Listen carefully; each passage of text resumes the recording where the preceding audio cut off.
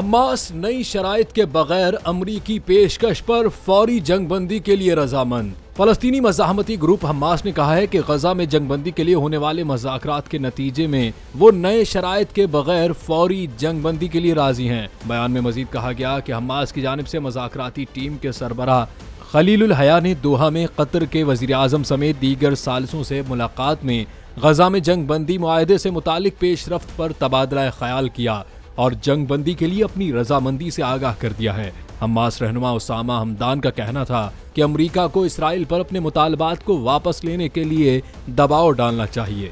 दूसरी जानिब कतर और मिस्र की जानिब से हमास पर जंगबंदी और यरगमालियों के मुआहदे के लिए जोर दिया जा रहा है। अमरीका का कहना था कि हमास के नए मुतालबात की वजह किसी मुआहदे तक पहुंचना मुश्किल नजर आता है।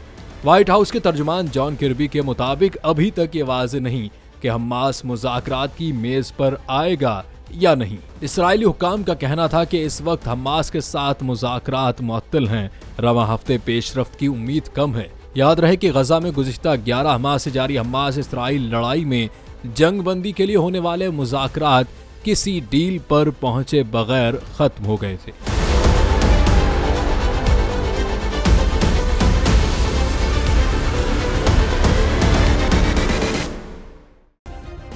सब्सक्राइब करें और बेल दबाएं ताकि कोई खबर रह न जाए।